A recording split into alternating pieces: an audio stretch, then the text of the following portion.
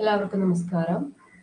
നമ്മൾ ഇന്ന് statistical assistant ഈ വരുന്ന എക്സാമിനുള്ള മാത്ത് വി ലേണിംഗ് ലാബിൽ നമുക്കൊരു പുതിയ കോഴ്സ് വരുന്നുണ്ട് നെക്സ്റ്റ് വീക്ക് മുതൽ. അപ്പോൾ അതിൻ്റെ കോമൺ സിലബസ് ഡിസ്കഷൻ ആണ് നമ്മളിപ്പോൾ ചെയ്തുകൊണ്ടിരിക്കുന്നത്. അപ്പോൾ നിങ്ങളെല്ലാവരും അപ്ലൈ ചെയ്തെന്ന് വിചാരിക്കുന്നു. നോട്ടിഫിക്കേഷൻസ് എല്ലാവരും കണ്ടു കാണും. അപ്പം നമുക്ക് ഒരു 6 monthsനുള്ളിലൊക്കെ എക്സാം ഉണ്ടാവും. അപ്പൊ ആ എക്സാമിന് നമുക്കറിയാം സിലബസ് ഒക്കെ എല്ലാവരുടെ കയ്യിലുണ്ടാവും. അതിലെ കൊമേഴ്സ് സിലബസിൽ വരുന്ന ഏതൊക്കെ മോഡ്യൂൾസുകളാണ്, എങ്ങനെയൊക്കെയാണ് അതിൽ നിന്ന് ചോദ്യങ്ങൾ ചോദിക്കുന്നത് എന്നുള്ള കാര്യങ്ങളൊക്കെയാണ് നമ്മൾ ഇന്ന് ഈ ഒരു സെക്ഷനിൽ ഡിസ്കസ് ചെയ്യാൻ പോകുന്നത്.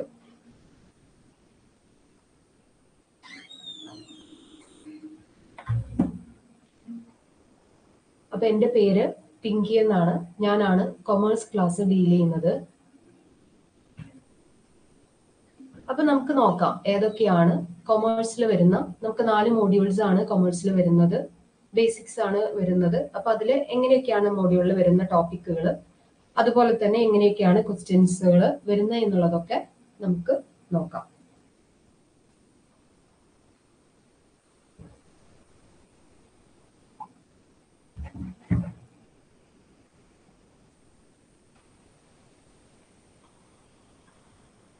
ഓക്കെ,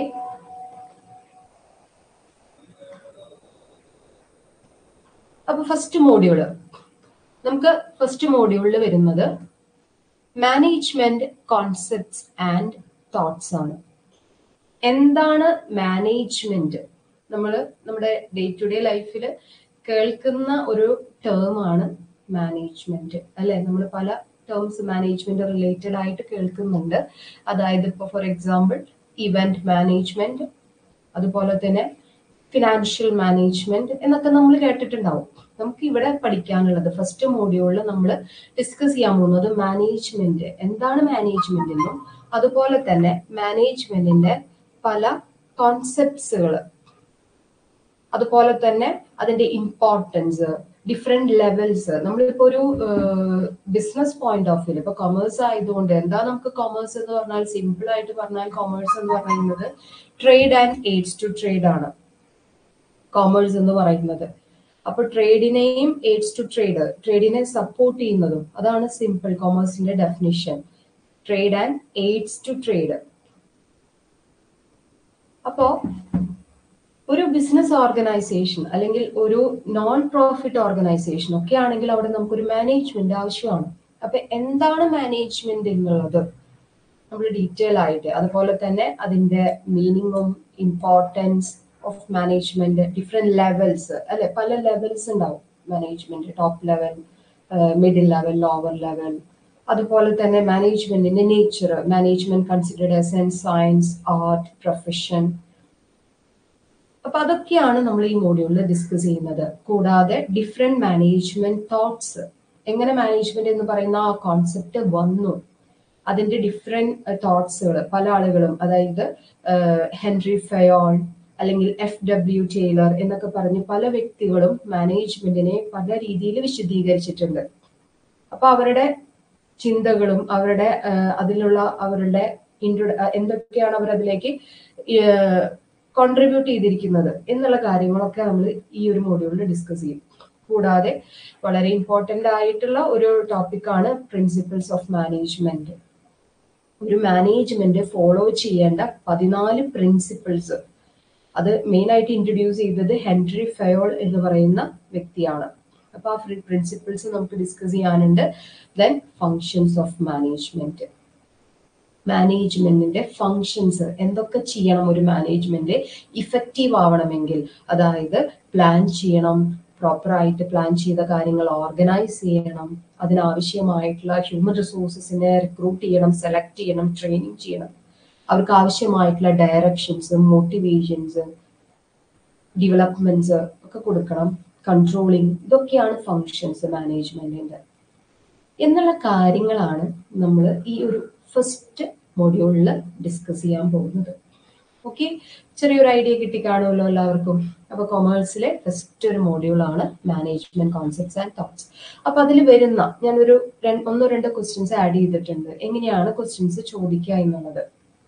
അപ്പോൾ അതിലൊരു ക്വസ്റ്റ്യൻ ആണ് യൂണിറ്റി ഓഫ് കമാൻഡ്. എന്താണ് യൂണിറ്റി ഓഫ് കമാൻഡ് എന്ന്? അത് പ്രിൻസിപ്പിൾസിൽ പറയുന്നതാണ്, നമ്മൾ പഠിക്കും. എന്താണ് യൂണിറ്റി ഓഫ് കമാൻഡ് എന്ന് പറയുന്നത്?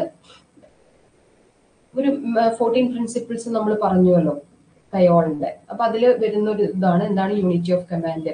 ഒരു എംപ്ലോയി ഒരു സുപ്പീരിയറിൽ നിന്നും അല്ലെങ്കിൽ ഒരു സുപ്പീരിയറിൽ നിന്നും മാത്രം ഓർഡേഴ്സ് സ്വീകരിക്കുക, അല്ലെങ്കിൽ അയാൾക്ക് ഒരു ബോസ് അല്ലെങ്കിൽ ഒരു സുപ്പീരിയർ ഉണ്ടാവാൻ പാടുള്ളൂ, അല്ലെങ്കിൽ കോൺഫ്ലിക്ട്സ് കൺഫ്യൂഷൻസ് ഒക്കെ വരും. അപ്പൊ അതൊക്കെയാണ് ഫസ്റ്റ് വൺ ആണ് അതിന് ആൻസർ വരുന്നത്. ഞാൻ ആൻസർ ഒന്നും ഡിസ്കസ് ചെയ്യുന്നില്ല, ഇതൊക്കെ നമുക്ക് ക്ലാസ്സിൽ വ്യക്തമായിട്ട് ഡിസ്കസ് ചെയ്യാം. ഇങ്ങനെയാണ് ക്വസ്റ്റ്യൻസ് വരുന്നത് എന്നൊന്ന് കാണിക്കാനാണ്. Which one of the following is N element of directing. കാരണം ഇപ്പൊ നമ്മൾ ആൻസേഴ്സ് ഡിസ്കസ് ചെയ്ത് അത് വൈഡായിട്ട് പറഞ്ഞു പോകേണ്ടി വരും. അപ്പൊ ഇങ്ങനെയൊക്കെയാണ് ക്വസ്റ്റ്യൻസ് മാനേജ്മെന്റ് കോൺസെപ്റ്റ്സ് ആൻഡ് തോട്ട്സിൽ നിന്ന് വരുന്നത്. ഓക്കെ, ക്ലിയർ ആണല്ലോ? ഓക്കെ, നമുക്ക് രണ്ടാമത്തെ മൊഡ്യൂൾ എന്താണെന്ന് നോക്കാം. Introduction to accounting.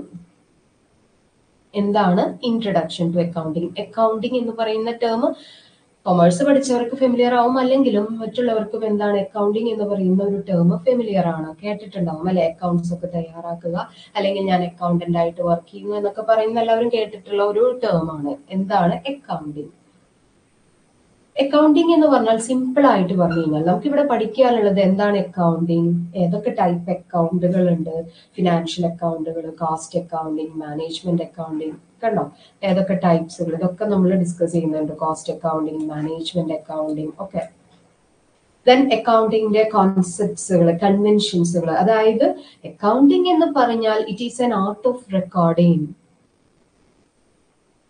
Business transactions ആണ്. എന്തിനു വേണ്ടിയിട്ടാണ് നമ്മൾ അക്കൗണ്ടിങ് ചെയ്യുന്നത്? നമുക്ക് അറിയണം at the end of the ഒരു ഫിനാൻഷ്യൽ ഇയർ അല്ലെ, ഒരു പീരീഡ് എൻഡിൽ നമ്മൾ ചെയ്യുന്ന ബിസിനസ് ആണെങ്കിൽ നമുക്ക് അതിൽ നിന്ന് പ്രോഫിറ്റ് ആണോ ലോസ് ആണോ, അല്ലെങ്കിൽ നമ്മുടെ ഫിനാൻഷ്യൽ പൊസിഷൻ നമുക്കറിയാൻ ആഗ്രഹം ഉണ്ടാവില്ലേ? നമ്മൾ വെറുതെ കുറെ ബിസിനസ് ചെയ്യുന്നു, കാര്യങ്ങൾ ചെയ്തിട്ട് കാര്യമില്ല. അപ്പൊ അതിനു വേണ്ടിയിട്ടാണ് നമ്മൾ അക്കൗണ്ടിങ് എന്ന് പറയുന്ന ആ ഒരു കോൺസെപ്റ്റ് കൊണ്ടുവരുന്നത്. ഇവിടെ നമ്മൾ പഠിക്കുന്നത് അതാണ്. എന്താണ് അക്കൗണ്ടിങ്, എന്തിനാണ് നമ്മൾ അക്കൗണ്ടിങ് ചെയ്യുന്നത്? To know the financial position of the business at the end of the financial year. അപ്പൊ എന്താണ് അക്കൗണ്ടിങ്, ഏതൊക്കെ ടൈപ്പ് അക്കൗണ്ടിങ്ങുകളുണ്ട് അതും നമ്മളിവിടെ ഡിസ്കസ് ചെയ്യും അല്ലെ? Financial accounting, cost accounting, management accounting എന്നൊക്കെ പറഞ്ഞ് 3 ടൈപ്പ് അക്കൗണ്ടിങ്ങൾ, പല മേഖലകൾ, അതൊക്കെ നമുക്ക് ഡീറ്റെയിൽ ആയിട്ട് നോക്കാം. Then accounting concepts and conventions. Accounting കുറെ കോൺസെപ്റ്റ്സുകളുണ്ട്. Dual aspect concept, materiality, cost concept, conventions ഒക്കെ. അതുപോലെ തന്നെ GAAP, generally accepted accounting principles. അതായത് പൊതുവായിട്ട് അല്ലെ അക്കൗണ്ടിങ്ങിന്, ഇപ്പൊ ഞാൻ എന്റെ രീതിയിൽ അക്കൗണ്ടുകൾ ചെയ്യുന്നു, വേറൊരു കമ്പനി വേറെ, ആ ഒരു രീതിയല്ല. അക്കൗണ്ടിങ്ങിന് ഒരു പൊതുവായിട്ടുള്ള രീതിയുണ്ട്. അത് എങ്ങനെയാണ് എന്നുള്ളത് ജനറലി ആക്സെപ്റ്റഡ് അക്കൗണ്ടിങ് പ്രിൻസിപ്പിൾസിൽ പറയുന്നുണ്ട്. അതുപോലെ തന്നെ Indian accounting standards, Indian accounting സ്റ്റാൻഡേർഡ്സും ഉണ്ട്, ഇന്റർനാഷണൽ അക്കൗണ്ടിങ് സ്റ്റാൻഡേർഡ്സും ഉണ്ട്.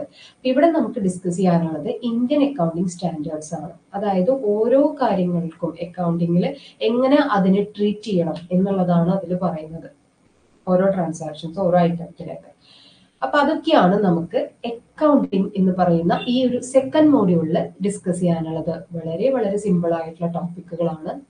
അപ്പൊ അതുപോലെ തന്നെ ഇങ്ങനെയാണ് ക്വസ്റ്റ്യൻസുകൾ ചോദിക്കുന്നതും. Patent is an example of dash assets അല്ലെ? അക്കൗണ്ടിങ്ങിൽ നമ്മൾ പഠിക്കും ഏതൊക്കെ ടൈപ്പ് അസെറ്റ്സുകൾ ഉണ്ട്. ഫിക്സഡ് അസെറ്റ്സ് ഉണ്ട്, കറന്റ് അസെറ്റ്സ് ഉണ്ട്, ടാഞ്ചിബിൾ അസെറ്റ്സ് ഉണ്ട്, ഇൻടാഞ്ചിബിൾ അസെറ്റ്സ് ഉണ്ട് എന്നൊക്കെ പറഞ്ഞ് പഠിക്കും. അപ്പോൾ അങ്ങനെയൊക്കെ ക്വസ്റ്റ്യൻസ് ചോദിക്കാം. പേറ്റന്റ് അല്ലെ, പേറ്റന്റ് എടുക്കാന്നൊക്കെ നിങ്ങൾ കേട്ടിട്ടുണ്ടാവും, അല്ലെങ്കിൽ അതൊക്കെ നമുക്ക് ഡിസ്കസ് ചെയ്യാം. Patent is an example of dash assets. അപ്പൊ അതിനൊരു ആൻസർ ഇത് ഞാൻ പറയാം. എന്താണ് പേറ്റന്റ് എന്ന് പറയുന്നത്? എന്ത് അസെറ്റ്സിന് എക്സാമ്പിൾ ആണ്? ഇൻടാഞ്ചിബിൾ അസെറ്റ് ആണ്. നമുക്ക് കാണാൻ പറ്റാത്ത, പക്ഷെ അങ്ങനെ ഒരു അസെറ്റ് അവിടെ ഉണ്ട്, അതാണ് പേറ്റന്റ്. അതുപോലെ തന്നെ which of the following equation is incorrect. അപ്പൊ അക്കൗണ്ടിങ് ഇക്വേഷൻസ് നമ്മൾ ഡിസ്കസ് ചെയ്യും. എന്താണ് അക്കൗണ്ടിങ് ഇക്വേഷൻ എന്ന് പറയുന്നത്? Assets equal to liabilities plus capital എന്ന് പറയാം. അപ്പൊ അതാണ്. അപ്പൊ അതിന് ഇവിടെ എല്ലാ രീതിയും അങ്ങനെ ചോദിച്ചിരിക്കുന്നത്, ഇതിൽ ഇൻകറക്റ്റ് ആയിട്ടുള്ളത്. അപ്പൊ അങ്ങനെയൊക്കെ ക്വസ്റ്റ്യൻസുകൾ നമുക്ക് വരും. അപ്പൊ നമുക്ക് അക്കൗണ്ടിങ്ങിന് ഡീറ്റെയിൽ ആയിട്ട് ഓരോ ടോപ്പിക്കുകൾ എടുക്കുമ്പോഴും അതിലുള്ള ക്വസ്റ്റ്യൻസുകൾ നമുക്ക് ഡിസ്കസ് ചെയ്ത് പോവാം. തേർഡ് മോഡിലോട്ട് കടക്കാം. Financial and capital markets.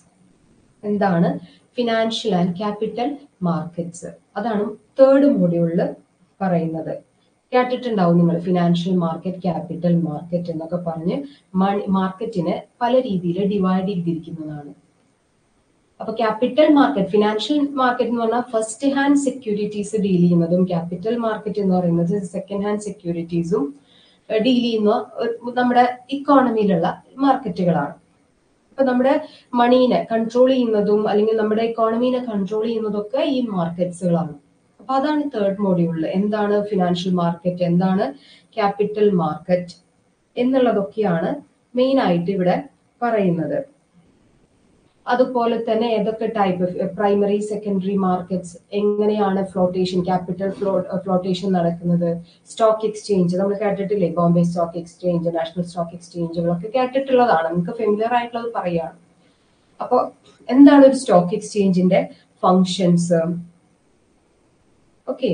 അതുപോലെ തന്നെ സെക്യൂരിറ്റീസ്, ഓരോ സ്റ്റോക്ക് എക്സ്ചേഞ്ചിലും ട്രേഡ് ചെയ്യുന്ന സെക്യൂരിറ്റീസ്, ഇന്ത്യയിലുള്ള പല പല സ്റ്റോക്ക് എക്സ്ചേഞ്ചുകൾ ഏതൊക്കെയാണ് മേജർ ആയിട്ടുള്ളത്, പിന്നെ role and functions of SEBI അല്ലെ, സെബി എന്ന് കേട്ടിട്ടുണ്ടാവും നിങ്ങൾ, securities exchange board of India അല്ലെ, ഒരു സ്റ്റാറ്റ്യൂട്ടറി ബോഡിയാണ്.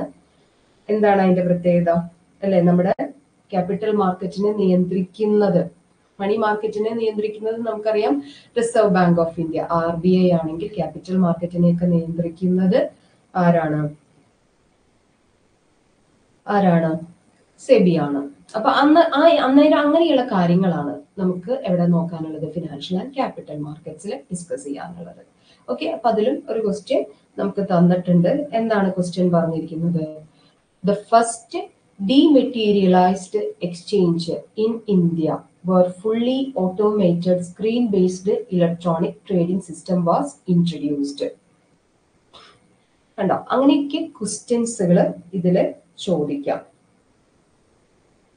ഏതായിരിക്കും ആൻസർ വരുന്നത്? നാഷണൽ സ്റ്റോക്ക് എക്സ്ചേഞ്ച് ആണ്. അപ്പൊ അതൊക്കെ നമുക്ക് ഡീറ്റെയിൽ ആയിട്ട് നമ്മൾ പറയും. ദെൻ ലാസ്റ്റ് മോഡ്യൂൾ ആണ് എന്താണ്, ബാങ്കിങ് തിയറി ആൻഡ് പ്രാക്ടീസ് അല്ലെ. നമുക്ക് കുറച്ച് ഫെമിലിയർ ആയിട്ടുള്ള ടേം തന്നെയാണ് ബാങ്ക്, ബാങ്കിങ്. എന്താണ് ബാങ്ക് എന്ന് പറയാം, നമുക്കറിയാലോ, നമ്മുടെ മുൻപിൽ ബാങ്ക് എന്ന് പറയുന്നത് ഇറ്റ്സ് എ ഫിനാൻഷ്യൽ ഇൻസ്റ്റിറ്റ്യൂഷൻ ആണ്. The accepts deposits from the public and lend money to the public for various purposes. അപ്പൊ ബാങ്കിങ് എന്ന് പറയുമ്പോൾ ദ പ്രോസസ് ഓഫ് അല്ലെ, ആ ഒരു പ്രോസസ്സിനെയാണ്. അപ്പൊ ഇവിടെ നമുക്ക് പഠിക്കാനുള്ളത് എന്താണ് ബാങ്കിങ് അല്ലെ, ബാങ്കിങ്ങിന്റെ എവല്യൂഷൻ, ഒരു സ്ട്രക്ചർ ഓഫ് ബാങ്കിങ്, ഏതൊക്കെ ടൈപ്പ് ബാങ്കുകൾ ഉണ്ട് നമ്മുടെ മുമ്പിൽ അല്ലെ. നമുക്കറിയാം പല ടൈപ്പ് പബ്ലിക് സെക്ടർ ബാങ്ക്സ് ഉണ്ട്, അതായത് fully owned by government. Private sector banks ഉണ്ട്, ഷെഡ്യൂൾഡ് ബാങ്ക്സ് ഉണ്ട്, ഫോറിൻ ബാങ്ക്സ് ഉണ്ട്, ന്യൂ ജനറേഷൻ ബാങ്കുകൾ അല്ലെ, നമ്മൾ കേട്ടിട്ടുണ്ടാവും. അപ്പൊ ഇതൊക്കെ വിത്ത് എക്സാമ്പിൾസ് അടക്കം നമ്മൾ ഡിസ്കസ് ചെയ്യും. ദെൻ എന്തൊക്കെയാണ് പുതിയ പുതിയ അല്ലെ, നമുക്കറിയാം ഇപ്പോ ഓൺലൈൻ ബാങ്കിങ്, നെറ്റ് ബാങ്കിങ് എന്നൊക്കെ നമ്മൾ കേട്ടിട്ടുണ്ടാവും. പുതിയ പുതിയ ഇന്നോവേഷൻസ്, റിഫോംസ്, ബാങ്കിങ് മേഖലകളിൽ വന്നിരിക്കുന്ന പുതിയ പുതിയ മാറ്റങ്ങൾ, അതാണ് ഈ banking. Core banking, ECS, EFT കേട്ടിട്ടുണ്ടാവും, electronic fund transfer, RTGS, real time gross settlement, NEFT എന്നൊക്കെ പറഞ്ഞ് പല രീതിയിലുള്ള മൊബൈൽ ബാങ്കിങ്, ഇതൊക്കെ റീറ്റെയിൽ ബാങ്കിങ് എന്നൊക്കെ പറഞ്ഞ പുതിയ പുതിയ മാറ്റങ്ങൾ ബാങ്കിങ് മേഖലകളിൽ, അത് നമുക്ക് ഡിസ്കസ് ചെയ്യാനുണ്ട്. ദെൻ കൂടാതെ ബാങ്കിങ് ഒബുഡ്സ്മാൻ അല്ലെ, ബാങ്കിങ് മേഖലകളിൽ കസ്റ്റമേഴ്സിന് ആളുകൾക്കുള്ള പരാതികളെ മാറ്റാനായിട്ട് അല്ലെങ്കിൽ സോൾവ് ചെയ്യാനായിട്ട്, പ്രോബ്ലംസുകളെ സോൾവ് ചെയ്യാനായിട്ട് ബാങ്കിങ് ഒബുഡ്സ്മാൻ ഉണ്ട്, ഒരു കമ്മിറ്റി രൂപീകരിക്കുക. അപ്പൊ എന്നുള്ള കാര്യങ്ങളാണ് നമുക്ക് ബാങ്കിങ് തിയറി ആൻഡ് പ്രാക്ടീസിൽ ഡിസ്കസ് ചെയ്യാനുള്ള കാര്യങ്ങൾ. അപ്പൊ ഈ 4 മോഡ്യൂൾസ് ആണ്. അപ്പൊ അതിലും ഒരു ക്വസ്റ്റ്യൻ ചോദിച്ചിട്ടുണ്ട്, കാരണം ഒരു എക്സാമ്പിൾ കണ്ടോ, market through which RBI can implement it's monetary policies. അപ്പൊ നമുക്ക് ഇതിൽ പ്രത്യേകിച്ച് RBI കുറിച്ച് പഠിക്കാനുണ്ട്. RBI എന്ന് പറഞ്ഞാൽ നമുക്കറിയാലോ central bank of our country ആണ് അല്ലെ, റിസർവ് ബാങ്ക്.